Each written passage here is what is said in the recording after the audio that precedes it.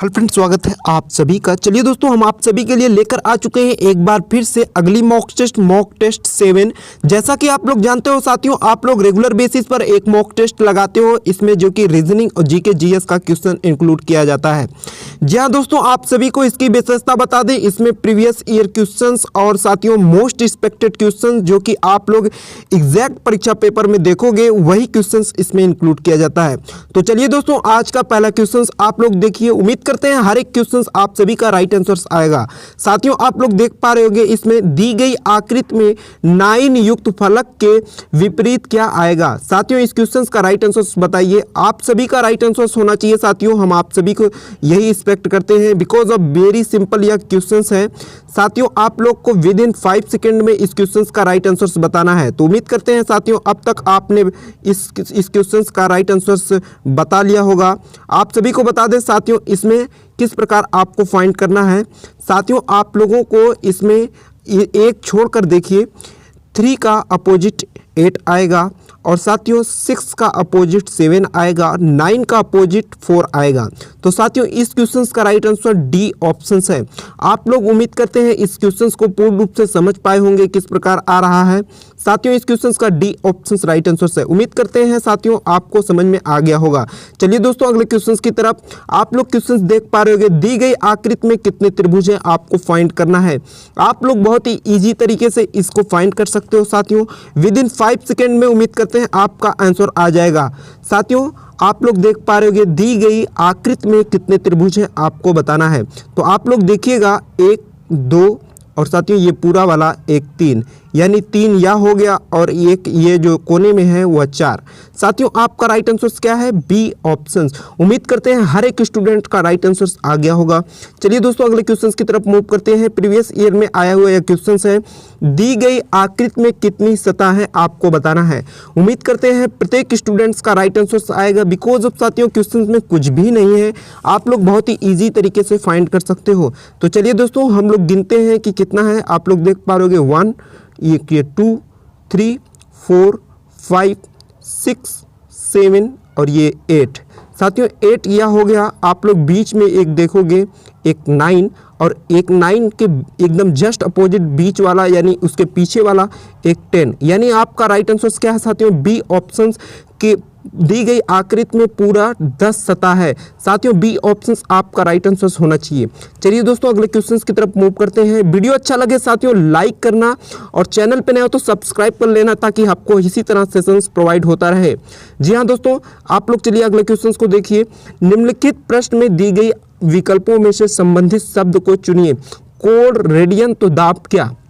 आपको right answer बताना है विद इन 5 सेकेंड में। उम्मीद करते हैं साथियों आपका राइट आंसर आ जाएगा। कुछ भी नहीं है साथियों क्वेश्चंस में।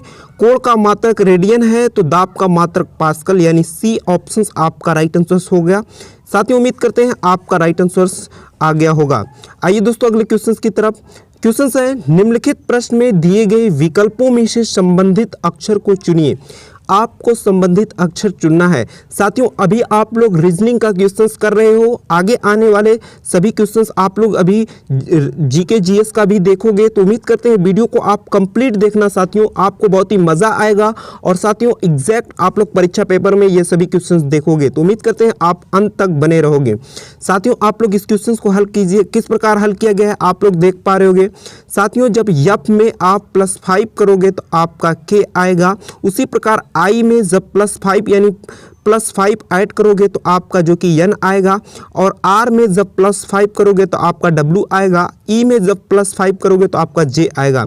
यानी +5 का सीक्वेंस चल रहा है। उसी प्रकार साथियों यहाँ पर आप देखिएगा, पी में जब +5 करोगे तो आपका यू आएगा, और आई में जब आप +5 करोगे तो एन आएगा। यू एन से कौन सा सीक्वेंस चल रहा है साथियों, आप लोग जरा देखिएगा कौन सा सीक्वेंस है। आप लोग देख पा रहे होंगे बी ऑप्शन आपका राइट आंसर है। उम्मीद करते हैं हर एक स्टूडेंट्स का राइट आंसर आ गया होगा। साथियों, बहुत ही इजी तरीके से आप लोग इस क्वेश्चन कर पाओगे, आप लोग को देख पा रहे होंगे। साथियों, निम्नलिखित प्रश्न में दिए गए विकल्पों में से संबंधित संख्या को चुनना है आपको। साथियों, 43 57 तो 36 क्या। साथियों, आप लोग इस क्वेश्चंस को बहुत ही इजी तरीके से फाइंड कर सकते हो, हम यही एक्सपेक्ट करते हैं बिकॉज ऑफ साथियों क्वेश्चंस में कुछ भी नहीं है। चलिए देखिए साथियों किस प्रकार है। 43 में जब आप 14 ऐड करोगे तो आपका आ जाएगा 47। और साथियों जब 36 में आप 14 ऐड करोगे तो आपका 50 आ जाएगा। इजी तरीके से आप लोग फाइंड कर सकते हो साथियों। ए ऑप्शंस आप सभी का राइट आंसर है। आइए दोस्तों अगले क्वेश्चंस की तरफ मूव करते हैं। निम्नलिखित प्रश्न में दिए गए विकल्पों में से विषम शब्द को चुनिए। विषम शब्द को चुनना है। आप लोग बहुत ही इजी तरीके से इस क्वेश्चन का आंसर बता सकते हो साथियों। बताइएगा इसका क्या आंसर है कमेंट बॉक्स में। सी ऑप्शन राइट आंसर है कबूतर। किस प्रकार साथियों? हिरण, बाघ, बिल्ली। यह साथियों हम आप सभी को बता दें यह पशु वर्ग से संबंधित है और जबकि कबूतर एक पक्षी वर्ग से आता है, यानी सी ऑप्शन आप सभी का राइट आंसर है। अगले क्वेश्चन की तरफ मूव करते हैं। क्वेश्चन है साथियों, निम्नलिखित प्रश्न में दिए गए विकल्पों में से विषम संख्या युग्म को चुनिए। विषम संख्या युग्म को चुनना है साथियों। कुछ नहीं है, क्वेश्चंस आप लोग देख पा रहे होगे बहुत ही इजी है। 15 × 45, 17 × 51 और 16 × 48 यही साथियों डिफरेंट है। आप लोग देख पा रहे होगे सी ऑप्शंस 14 × 42 होता है, 44 लिखा गया है, यह बिल्कुल डिफरेंट है। उम्मीद करते हैं हर एक क्वेश्चन आप सभी का क्लियर हो रहा होगा। साथियों क्वेश्चन में कोई डाउट हो आप सभी तो नीचे कमेंट बॉक्स में जरूर कमेंट करना। साथियों आप लोग देख पा रहे होगे निम्नलिखित प्रश्न में दिए गए विकल्पों में से विषम संख्या युग्म को चुनिए। साथियों आप लोग इसमें विषम संख्या युग्म को चुनिए। बहुत ही ईजी तरीके से आप लोग फाइंड कर सकते हो साथियों। कुछ भी नहीं है क्वेश्चंस में, जरा देखिएगा किस प्रकार है साथियों। 9 6 को आप ऐड करोगे तो आपका 15 आएगा और 9 2 को जब ऐड करोगे तो 11 आएगा और 9 4 को जब ऐड करोगे तो 15 आएगा साथियों। यहाँ पर लेकिन 9 4 13 आएगा साथियों। सॉरी दोस्तों, यहाँ पर 13 आएगा लेकिन 15 लिखा गया है, यही आपका विषम है। और साथियों ये भी सही है, 7 और 2 जब ऐड करोगे तो 9 आएगा, यानी आपका डी ऑप्शन राइट आंसर है साथियों। उम्मीद करते हैं हर एक स्टूडेंट्स का क्वेश्चन क्लियर हो गया होगा। चलिए दोस्तों अगले क्वेश्चन की तरफ मूव करते हैं।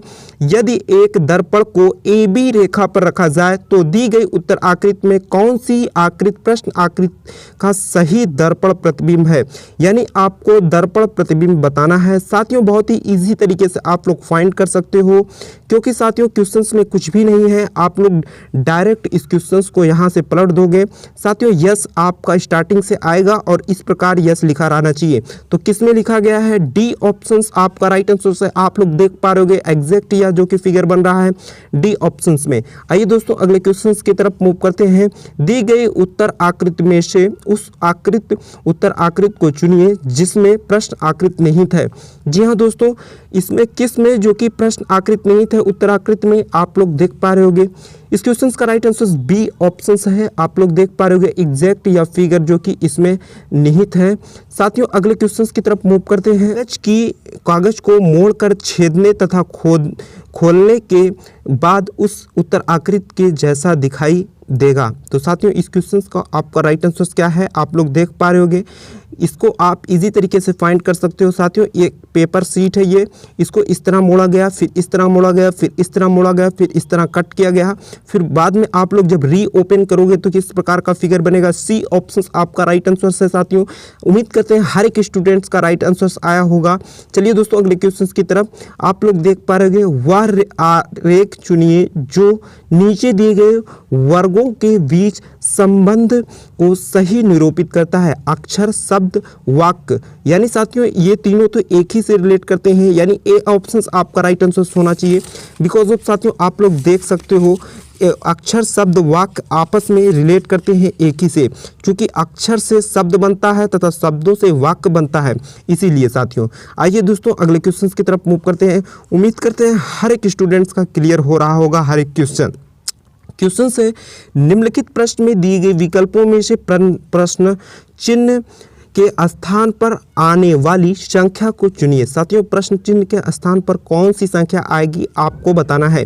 साथियों इसको बहुत ही इजी तरीके से आप लोग फाइंड कर सकते हो। आपको 5 सेकेंड मिला है साथियों, आप लोग फाइंड कीजिए। उम्मीद करते हैं हर एक स्टूडेंट का राइट आंसर आ गया होगा। किस प्रकार साथियों आप लोग जरा देखिएगा।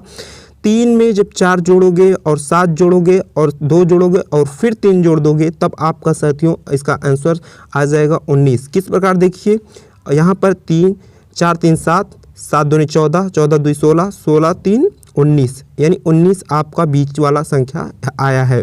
यहाँ देखिएगा 5 3 8 8 7 15 और 15 और 8 जो कि 23 और 23 5 28। तो आपका राइट आंसर क्या है?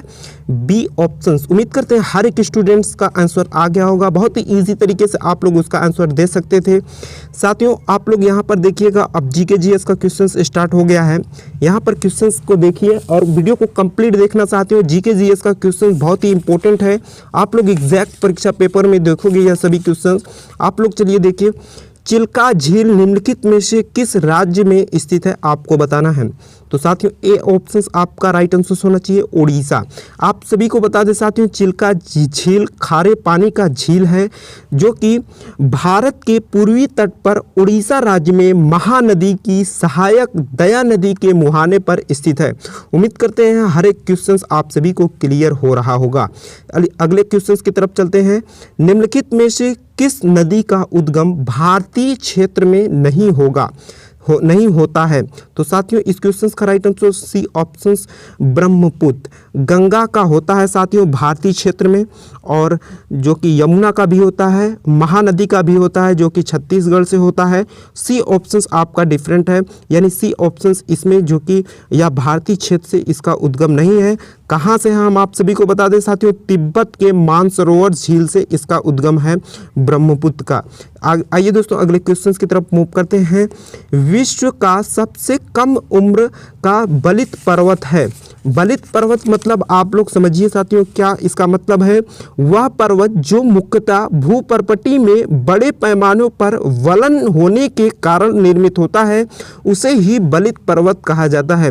तो इस क्वेश्चन का राइट आंसर क्या है, आप सभी बता सकते हो साथियों। बी ऑप्शन राइट आंसर से हिमालय। हिमालय विश्व का सबसे कम उम्र का बलित पर्वत है। बलित पर्वत मतलब हमने बता दिया साथियों। आइए दोस्तों अगले क्वेश्चन की तरफ। कौन सी पर्वत श्रृंखला दक्कन के पठार को भारत गंगा के मैदान में अलग करती है? साथियों इस क्वेश्चन का राइट आंसर ए ऑप्शन है विंध्य। उम्मीद करते हैं हर एक क्वेश्चन आप सभी को क्लियर हो रहा होगा। आइए दोस्तों अगले क्वेश्चन की तरफ। भारत में चाय का सबसे बड़ा उत्पादक राज्य कौन है? आप सभी को बता दें साथियों, बी ऑप्शन राइट आंसर से आप लोगों का उम्मीद करते हैं सबका राइट आंसर आया होगा, बिकॉज बहुत ही इजी क्वेश्चन है साथियों। हम आप सभी को बता दें भारत विश्व के चाय उत्पादन देशों में अग्रणी स्थान रखता है, और साथियों भारत में चाय का सबसे बड़ा उत्पादक राज्य असम है। आइए दोस्तों अगले क्वेश्चन की तरफ मूव करते हैं। उम्मीद करते हैं सभी क्वेश्चन आप सभी का राइट आंसर आ रहा होगा। साथियों अपना स्कोर नीचे कमेंट बॉक्स में जरूर बताना कि आपका कितना आंसर राइट है। क्वेश्चन है निम्न में से कौन सा वर्षा का एक रूप नहीं है? निम्न में से कौन सा वर्षा का एक रूप नहीं है? तो कोहरा साथियों एक वर्षा का ये एक रूप नहीं है, और वर्षा, हिमपात, हाल यह जो कि वर्षा का एक रूप है। कोहरा एक वर्षा का रूप नहीं है। आइए दोस्तों अगले क्वेश्चन की तरफ। विमानों की ऊंचाई माप करने के लिए कौन सा यंत्र उपयोग किया जाता है? विमानों की ऊंचाई माप करने के लिए कौन सा यंत्र का उपयोग किया जाता है? साथियों आपका राइट आंसर क्या है? D option altimeter. D option right answer है। साथियों हमने आप सभी को पहले सभी यंत्र के बारे में पढ़ा रखा है। विमानों की ऊंचाई यानी विमान आपकी कितनी ऊंचाई पर उड़ रहा है, इसकी मापने का यंत्र है अल्टीमीटर। आइए दोस्तों अगले क्वेश्चन की तरफ मूव करते हैं। क्वेश्चन अच्छा लगे वीडियो को लाइक जरूर करना। परमाणु प्रतिक्रिया जिसमें एक भारी नाभिक लगभग बराबर द्रव्यमान के दो नाभिक में विभाजित होता है क्या कहलाता है? तो उसे ही नाभिकीय विखंडन कहते हैं साथियों। सी ऑप्शन राइट आंसर है। आइए दोस्तों अगले क्वेश्चन की तरफ। इनमें से कौन सी विद्युत चुंबकीय तरंग है? तो अवरक्त किरणें साथियों विद्युत चुंबकीय तरंग है। आपको यहीं पर हम आप सभी को बता देना चाहते हैं विद्युत चुंबकीय तरंग का मतलब क्या है। वे तरंगे साथियों जिनके संचरण यानी जिनके घूमने के लिए ठोस, द्रव या गैस माध्यम की आवश्यकता नहीं होती, अर्थात वह निर्वात में भी गमन कर सकती हैं, उसे विद्युत चुंबकीय तरंगे कहते हैं। आइए दोस्तों अगले क्वेश्चन की तरफ मूव करते हैं। निम्नलिखित में से किससे कूनैन निकाला जाता है? तो साथियों इस क्वेश्चन का सी ऑप्शन राइट आंसर है, जो कि कूनैन निकाला जाता है कूनैन से। साथियों ये कूनैन क्या है? कूनैन एक प्राकृतिक श्वेत क्रिस्टलाइन एल्कलाइड पदार्थ है। साथियों यह ज्वर रोधी, दर्दनाशक और सूजन रोधी है। साथियों यानी ज्वर को खत्म करता है और दर्द को खत्म करता है और सूजन को भी खत्म करने की शक्ति रखता है कूनैन। तो साथियों अगले क्वेश्चंस की तरफ मूव करते हैं। उम्मीद करते हैं हर एक क्वेश्चंस आप सभी का समझ में आ रहा होगा और राइट आंसर्स हो रहा होगा। साथियों सोडा लाइम इनमें से किसका मिश्रण है? तो बी ऑप्शन राइट आंसर है NaOH प्लस CaOH2। अगले क्वेश्चंस की तरफ मूव करते हैं। साथियों पेट्रोलियम का एक मिश्रण है। तो साथियों पेट्रोलियम हाइड्रोकार्बन का एक मिश्रण है। हाइड्रोकार्बन मतलब साथियों हाइड्रोजन और कार्बन का एक मिश्रण है। आइए दोस्तों अगले क्वेश्चंस की तरफ मूव करते हैं। जल गैस यानी वाटर गैस इनमें से किसका संयोजन है? तो साथियों इनमें से किसका संयोजन है? कार्बन मोनोऑक्साइड और हाइड्रोजन यानी CO और H2 का संयोजन को ही जल गैस वाटर गैस कहा जाता है। सी ऑप्शंस आप सभी का राइट आंसर से उम्मीद करते हैं आपका राइट। और चैनल पे नए हो तो सब्सक्राइब करके बेल आइकन को जरूर प्रेस कर लीजिएगा जिससे आपको इसी तरह का बेनिफिट होता रहे। चलिए फ्रेंड फिर मिलेंगे। Thank you so much.